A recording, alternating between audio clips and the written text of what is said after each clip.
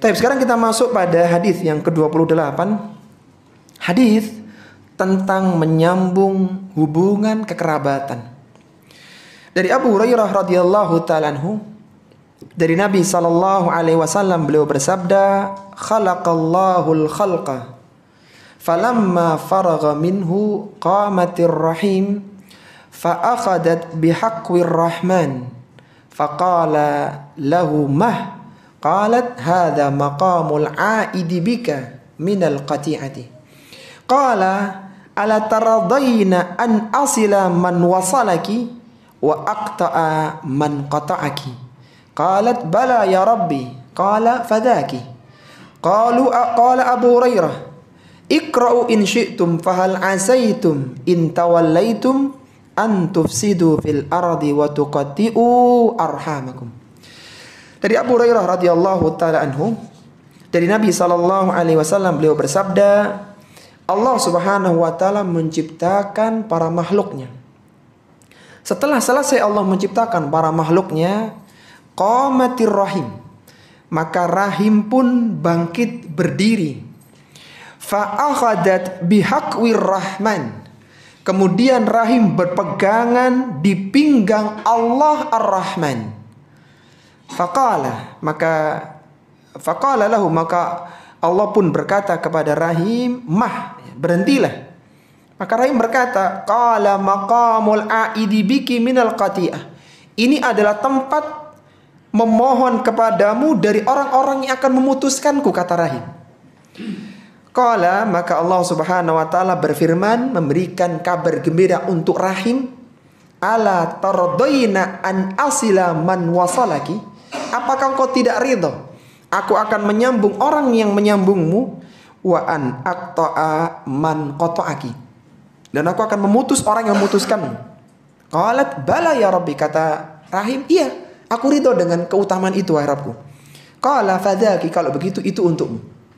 Kata Abu Hurairah, jika kalian mau maka bacalah firman Allah, fahal asaitum in tawallaitum an tufsidu fil ardi wa tuqatti'u arhamakum. Apakah kalian berpaling jika kalian akan membuat kerusakan di muka bumi ini dan akan memutuskan hubungan silaturahmi. Hadis ini adalah hadis yang sahih riwayat Bukhari nomor 4830. Lafaz ini milik Bukhari dan diriwayatkan oleh Imam Muslim dalam sahihnya nomor 2554. Dan dalam hadis ini kita perlu penjelasan. Karena apa yang dimaksud dengan akhadat bihaqqir rahman, bagaimana rahim bisa berpegangan di pinggang Ar-Rahman, dan apa maksudnya memutuskan silaturahmi yang Allah akan putuskan. Sehingga ini salah satu motif kami dulu kenapa memilih hadis qudsi sebagai kajian, sebagai proyek, second project ya. Karena hadis-hadis qudsi beberapa redaksinya butuh penjelasan tambahan yang tidak dengan mudah dipahami oleh seseorang. Taib, ada beberapa pelajaran yang bisa kita keluarkan sekaligus syarah dari hadis yang mulia ini. Ada 4 pelajaran. Yang pertama adalah menunjukkan tingginya kedudukan rahim. Menunjukkan tingginya kedudukan rahim. Menunjukkan tingginya kedudukan rahim. Kalau yang belum punya buku, ahsan dicatat ya. Karena fawaid ini mahal gitu loh. Faidah-faidah ini mahal sekali. Dan ketika antum tahu faidahnya, antum bisa mengamalkan. Kecuali yang sudah ngeprint buku dari syarah yang jilid 3 ya. Semoga kita bisa pindah ke jilid 4 baru dapat 2 hadis ya. Ada 10 juga dan tidak kalah menariknya insyaallah. Hadis-hadisnya sangat bagus masyaallah. Taib, pelajaran yang pertama ini para jamaah rahimani wa rahimakumullah, terambil dari bagian awal hadis, khalaqallahul khalqa falamma faragha minhu qamatir rahim fa akhadat bihaqqir rahman.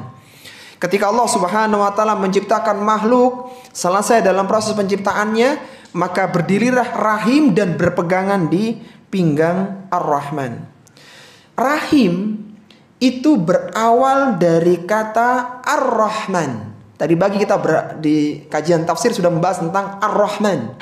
Kenapa surat itu dinamakan Ar-Rahman? Karena itu salah satu dari nama-nama Allah Subhanahu wa taala.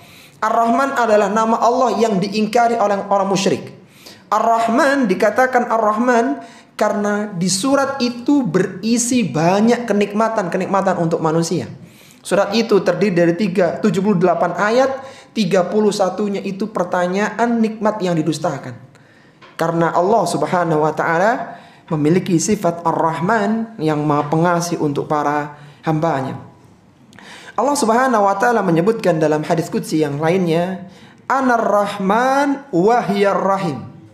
Akulah Ar-Rahman kata Allah dan ini Ar-Rahim. Ini adalah Rahim. Syaqaqtu laha isman minal ismi. Aku ambilkan namanya itu dari namaku Ar-Rahman. Yang kita tahu seorang hamba tidak bisa masuk ke dalam surga kecuali dengan rahmat Allah Subhanahu wa taala. Dan Ar-Rahman itu pecahan katanya, jadi salah satunya adalah Ar-Rahim. Salah satunya jadi Ar-Rahim. Itu diambil dari nama Allah Ar-Rahman. Apa itu Rahim?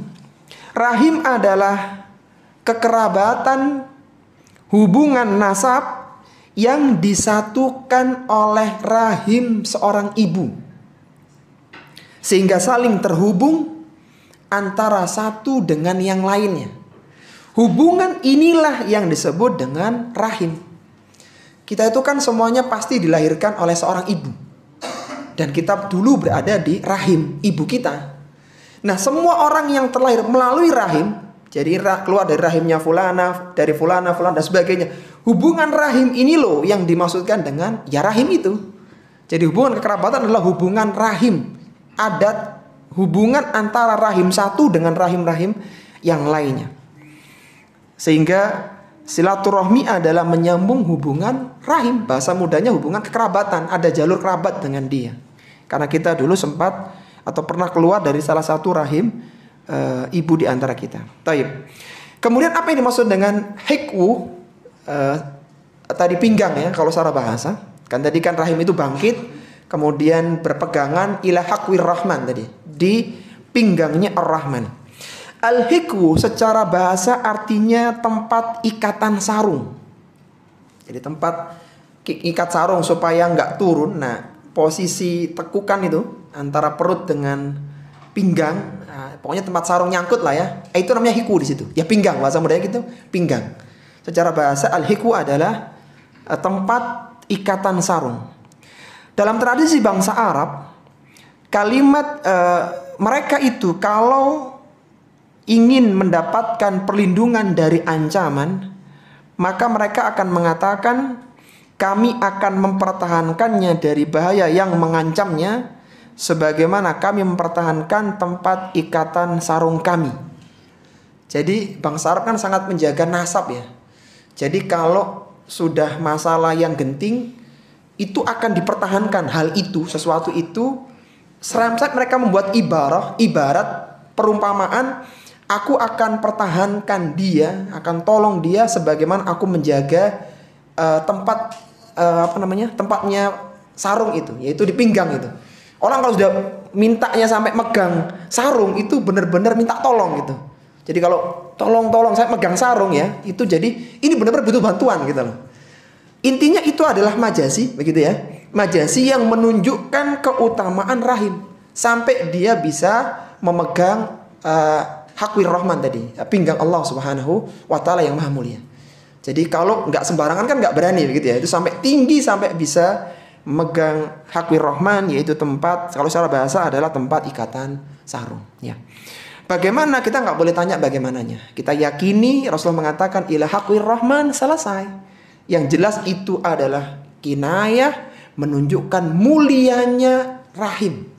Sampai bisa dekat dengan Allah Subhanahu wa taala, sampai bisa berpegangan kepada hakwir rahman atau pinggang Allah Ar-Rahman. Baik, itu pelajaran pertama. Kemudian pelajaran yang kedua, rahim memohon untuk tidak diputuskan. Rahim memohon untuk tidak diputuskan. Rahim memohon untuk tidak diputuskan. Tadi kita sudah membahas bahwa rahim itu mulia, dia perpegangan di pinggang Ar-Rahman, dan minta dengan sangat kepada Allah. Apa permintaannya? Qalat hada maqamul aidi bika minal qati'ah. Disinilah tempat makhluk yang minta perlindungan supaya dia tidak diputuskan nantinya. Jadi benar-benar rahim itu meminta agar dia tidak diputuskan. Rahim benar-benar butuh untuk disambung dan merasa tersakiti kalau dia sampai diputuskan. Kalau kita tanya lagi supaya tidak lupa, apa sih rahim itu? Rahim itu apa tadi? Nasab yang disatukan oleh rahim seorang ibu, gitu. Kekerabatan lah ya. Kekerabatan yang itu namanya rahim gitu ya, namanya rahim. Intinya rahim ini sangat minta kepada Allah agar tolong jangan diputuskan. Begitu, sampai dia seperti itulah permintaannya. Pelajaran yang ketiga adalah larangan untuk memutuskan hubungan kekerabatan. Larangan untuk memutuskan hubungan kekerabatan. Larangan untuk memutuskan hubungan kekerabatan. Disebutkan dalam hadis tadi, Allah Subhanahu wa taala berfirman kepada rahim yang sedang minta pertolongan untuk tidak diputuskan. Allah mengatakan, ala tardayna, apakah engkau tidak ridha wahai rahim, an asila man wasalaki, aku akan menyambung orang yang menyambungmu, wa an aqta'a man qata'aki, aku akan putuskan orang yang memutuskanmu. Kata rahim, bala ya Rabbi, tentu wahai Rabbku. Maka Allah mengatakan, fadhaki, itu adalah untukmu. Taib, apa yang dimaksudkan Allah akan menyambung orang yang menyambung rahim atau silah itu kan artinya nyambung ya. Silaturahim artinya menyambung rahim gitu loh. Kalau bahasa terjemahannya menyambung hubungan kekerabatan. Tapi silaturahim itu sudah satu hubungan itu, satu ikatan. Taib, apa yang dimaksud dengan Allah akan menyambung orang yang menyambung rahim dan Allah akan putuskan orang yang memutuskan rahim, hubungan rahim? Yang dimaksud dengan Allah akan menyambung orang yang menyambung hubungan kekerabatan silaturahim adalah Allah akan bersikap lembut. Allah akan merahmatinya, akan mencintai orang itu. Hamba itu akan dirahmati oleh Allah, diperlakukan baik oleh Allah kalau dia menyambung hubungan rahim, hubungan kekerabatan. Sedangkan yang dimaksud Allah akan putuskan, orang yang memutuskan silaturahim adalah Allah tidak memberikan rahmat kepada orang itu. Dan ini menunjukkan keutamaan orang yang menyambung hubungan kekerabatan dan menunjukkan dosa besar bagi orang yang memutuskan silaturahim, karena Allah tidak merahmatinya. Kita tahu rahmat adalah salah satu atau bahkan satu-satunya cara mendapatkan surga Allah Subhanahu wa ta'ala. Dan orang yang memutuskan silaturahim tidak Allah rahmati. Menyambung hubungan silaturahim ini ada yang ada hubungan dengan mahram hukumnya wajib. Sedangkan dengan kerabat yang lainnya selain yang ada hubungan mahram, maka hukumnya adalah sunnah. Jadi kerabat kita kan sangat banyak ya. Itu semuanya itu tingkatannya tidak sama. Yang masih ada hubungan mahram jadi apa ya? Haram untuk dinikahi ya. Itu beda dengan yang nggak ada hubungan mahram. Kan semua wanita ya, kalau kita laki-laki, semua yang ada hubungan kerabat itu mahram bagi kita kecuali sepupu. Sepupu kita. Sepupu itu siapa, Pak? Anaknya, saudaranya orang tua gitu ya. Orang tua kita punya saudara, kakak atau adik, dia punya anak. Nah, anaknya dengan kita kan sepupu nih. Ini bukan mahram. Maksudnya begini, menyambung yang mahram itu wajib, yang selain mahram sunnah. Semakin jauh semakin ringan gitu loh. Jadi tingkatannya beda. Semakin dekat semakin wajib untuk disambung, semakin jauh ya sunnah bahkan mungkin mubah gitu. Supaya antum tahu nanti siapa yang perlu kita kunjungi ketika lebaran, mungkin ketika liburan. Oh ini mahram bagi kita, berarti wajib. Oh ini saudara jauh, oh aman. Kita nggak harus maksakan diri. Seperti itu supaya tahu. Dan di antara bagaimana bentuk nyambungnya? Nanti kan silaturahim kan menyambung. Bagaimana sih bentuknya? Bentuknya adalah di antaranya mengunjungi kerabat yang belum mengunjungi orang tua dan orang tua masih ada. Ingat, di antara bentuk silaturahim mengunjungi. Kalaulah rahim yang mahram itu wajib, kira-kira untuk orang tua hukumnya apa? Lebih wajib. Ini orang tua kita yang benar-benar rahim kita. Apalagi ibu, ini rahim kita loh. Yang mahram aja, paman, masih mahram kan? Bibi, ya, itu aja wajib loh. Artinya ketika diputuskan dosa gitu. Apalagi orang tua, subhanallah. Kembali lagi bentuknya adalah mengunjungi kerabat. Yang kedua, menjenguk ketika sakit. Jadi ketika dapat kabar sakit, mungkin gak bisa datang pas hari ya, jadwalkan kunjungan. Jenguk, karena ini wajib loh, bukan sunnah lagi. Wajib kalau itu mahram ya. Kalau yang sakit yang lain ya tadi sunnah saja, beda lagi. Taib, kemudian memenuhi undangan. Ketika saudara kita adakan acara walimah dan kita ditelepon, maka jadwalkan, karena ini urusannya rahim. Kita dilarang memutuskan hubungan silaturahim. Salah satu bentuknya adalah hadir di undangan dia, di undangan dan lain sebagainya. Banyak lagi bentuk-bentuk menyambung hubungan kekerabatan. Taib, orang yang menyambung hubungan kekerabatan karena Allah Subhanahu wa taala, niscaya Allah akan mencintainya. Jadi ini salah satu amalan juga yang menjadikan seorang mendapatkan kecintaan dari Allah. Kata Allah Subhanahu wa taala dalam hadis qudsinya, haqqat mahabbati lil mutahabbina fiyya. Kecintaanku wajib bagi orang yang saling mencintai karena aku. Di hadis yang ke-27 tadi. Wa haqqat mahabbati lil mutazawirina fiyya. Kecintaanku wajib bagi orang yang saling mengunjungi karena aku. Wa haqqat mahabbati lil mutabadzilina fiyya. Kecintaanku wajib bagi orang yang saling berkorban karena aku. Wa haqqat mahabbati lil mutawasilina fiyya. Dan kecintaanku wajib aku berikan kepada orang yang saling menyambung silaturahmi. Jadi ketika antum mengunjungi orang tua, saudara, itu antum dicintai oleh Allah yang menciptakan antum semuanya. Mendapatkan kecintaan Allah caranya begini. Diagendakan kunjungan ke orang tua, ke saudara, ke paman. Ada agenda. Karena ini wajib, bukan hanya sunnah. Seorang yang menyambung hubungan kekerabatan, maka dia akan dilapangkan rizkinya dan dipanjangkan usianya. Selain dia mendapatkan kecintaan dari Allah Subhanahu wa taala. Kata Nabi sallallahu alaihi wasallam, "Man sarrahu an yubsata lahu fi rizqihi aw yunsalahu fi atharihi falyasil rahimah." Barang siapa yang ingin dilapangkan rizkinya, ingat rizki tidak hanya uang, kesehatan rizki, istri yang baik rizki, tetangga yang soleh rizki, itu semuanya rizki. Dan orang yang ingin dilapangkan rizkinya, diluaskan rizkinya, yubsata itu secara bahasa dibentangkan, Pak. Yubsata lahu fi rizki, dibentangkan rizki terbuka sekali. Dimanapun dia mendapatkan kebaikan, mendapatkan kenikmatan, dibuka.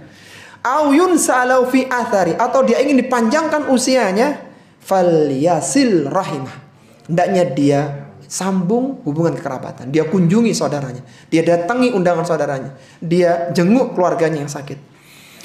Apa yang dimaksud dengan dipanjangkan usia ya? Kalau dibentangkannya rizki kan mudah lah ya. Rizki itu banyak, nggak cuma duit. Mungkin secara uang rekening kita berkurang. Gara-gara beli tiket, gara-gara naik kendaraan, berkurang lah secara nominal. Tapi Masya Allah, banyak faedah-faedah yang kita bisa sebutkan. Istri menjadi baik, anak menjadi nurut, luar biasa. Intinya, kalau masalah dibentangkannya rizki kita paham lah. Tapi apa maksudnya yunsa'alau fi athari, dipanjangkan usianya? Secara sederhana, para ulama-ulama syurah membaginya dalam dua penjelasan. Secara umum ya, ada banyak penjelasan sebenarnya, tapi secara umum ada dua. Dipanjangkan usia secara hakiki. Kalaulah ada orang yang divonis usianya itu berhenti di usia 50 tahun. 50 tahun dia meninggal.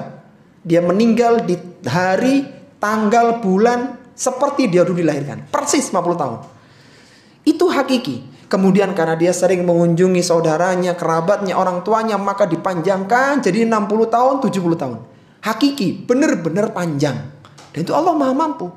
Allah yang menetapkan usia, Allah yang menambahnya. Terserah Allah Subhanahu wa taala. Intinya panjang secara hakiki, benar-benar panjang. Yang kedua adalah panjang secara majazi. Artinya usia tetap 50 tahun, tapi dia mendapatkan pahala Yang seolah-olah pahala itu ditempuh di tambahan usianya. Jadi misalnya dia ditambahkan 20 tahun jadi 70 tahun, maka itu loh 70 tahun itu pahala silaturahmi. Jadi karena dia sering mengunjungi, seolah-olah kalau di total ini kalau orang amalannya standar tanpa silaturahmi 70 tahun baru dapat. 20 tahun ya afan, tambahannya itu loh. Jadi dia seolah-olah jadi 70 tahun meskipun hakikatnya hanya 50 tahun. Intinya silaturahmi itu sangat besar pahalanya. Besar sekali. Sampai-sampai disebutkan seolah-olah usianya dipanjangkan. Jadi kayak kita Lailatul Qadar ya. Jadi orang itu usianya tetap, tapi seolah dia mendapatkan tambahan usia 1000 tahun. 83 tahun dia beramal di malam itu, besar pahalanya. Sederhananya seperti itu, tentang panjangnya usia yang merupakan keutamaan bagi orang-orang yang rajin mengunjungi silaturahmi. Semoga satu hadis yang akan kita bacakan menjadikan kita sadar bahwa silaturahmi itu harus dijadwalkan. Seorang yang memutuskan silaturahmi, maka dampak pemutusan itu akan dirasakan sejak di dunia, sebelum dia mendapatkan siksaan yang sempurna di neraka. Kata Nabi SAW, "Ma min dzambin akhra an yu'ajjilallahu tabaraka wa ta'ala al-uqubata li sahibihi fid dunya ma'a an yudakhiru lahu fil akhirah minal baghyi wa qati'atir rahimi." Kata Nabi SAW, tidak ada dosa yang lebih layak untuk disegerakan hukumannya oleh Allah Subhanahu wa taala bagi pelakunya di dunia, ma yudakhiru lahu fil akhirah, dan nanti sebelum dia mendapatkan siksaan yang penuh di akhirat. Jadi sudah dapat DP dia di dunia, siksaan yang awal. Apa itu dosanya? Minal baghyi wa qati'atir rahimi, dari kezaliman al-baghyu dan memutuskan silaturahmi. Kita coba lihat di kehidupan masyarakat kita, kalau ada orang yang terkena masalah, larinya kemana? Ke saudaranya, ke orang tuanya, ke kerabatnya, ke keluarganya. Ada nggak nih yang punya link ke sana, yang bisa membantu, yang punya uang? Keluarganya yang mikirkan. Ini ada orang, dia dengan keluarganya nggak akrab, dengan orang tuanya dimusuhi, dengan saudaranya dibenci, dengan kerabatnya banyak masalah. Dia susah di dunia, nggak ada yang nolong. Karena kalau yang dekat saja nggak nolong, apalagi yang lain malah nggak nolong. Dia mendapatkan siksaan di dunia sebelum di neraka. Waliyadzubillah. Dan orang yang punya kebiasaan suka memutuskan hubungan silaturahmi diancam dengan tidak dimasukkan ke dalam surga. Kata Nabi SAW, la yadkhulul jannata qati', tidak akan masuk surga orang yang memutuskan hubungan silaturahmi. Kalaulah ada orang yang bermusuhan dengan tetangganya, ini jelek, ini buruk. Yang lebih buruk, dia bermusuhan dengan orang tuanya. Dia tidak akur dengan pamannya. Dia tidak akrab dengan saudaranya. Ini masalah besar. Karena ini harus disambung apapun alasannya. Sampai pun orang tua yang kufur, kata Allah, wasahibhuma fid dunya ma'rufa, dan pergaulilah mereka dengan cara yang baik. Yang terakhir para jamaah rahimani wa rahimakumullah, pelajaran yang keempat, menyambung hubungan kekerabatan adalah perintah Allah Subhanahu wa taala. Menyambung hubungan kekerabatan adalah perintah Allah Subhanahu wa taala. Menyambung hubungan kekerabatan adalah perintah Allah Subhanahu wa taala. Yang tadi kita sampaikan dari awal sampai hampir akhir ini adalah keutamaan mencintai karena Allah, keutamaan menyambung hubungan kekerabatan. Itu semuanya bukan mubah, tapi itu perintah. Kita harus menjalankan, kita harus mengamalkan, karena itu perintah dari Rabb semesta alam. Disebutkan di akhir hadis tadi, qala Abu Hurairah, kalaulah Abu Hurairah mengatakan, iqra'u in syi'tum, kalau engkau mau, maka bacalah firman Allah dalam surat Muhammad ayat ke-22, fahal asaitum in tawallaitum an tufsidu fil ardi wa tuqatti'u arhamakum. Apakah jika kalian tuh berpaling ya, tidak mau mengikuti perintah Allah, maka kalian akan membuat kerusakan di muka bumi dan kalian akan memutuskan silaturahmi Artinya ketika seorang itu tidak mengikuti perintah Allah Subhanahu wa taala, dia akan membuat kerusakan, melakukan kesyirikan dan kemaksiatan, dan salah satunya dia akan memutuskan silaturahmi. Dan melakukan atau menyambung silaturahmi adalah perintah Allah Subhanahu wa taala, yang kalau ditinggalkan tadi diancam dengan berbagai dosa, bahkan siksaan yang Allah segerakan ketika di dunia. Yang jelas bahwa menyambung silaturahmi itu bukan anjuran ya. Artinya bukan suatu yang kalau mau disambung, bukan, itu kewajiban. Kewajiban diagendakan setahun sekali. Andai kata tidak, maka ketika dapat info saudara akan nikah, dijadwalkan gitu. Kita lihat, oh ini mahram kita, oh ini ponakan kita dan misalnya, maka kita agendakan untuk bisa menyambung hubungan kekerabatan dengan mereka.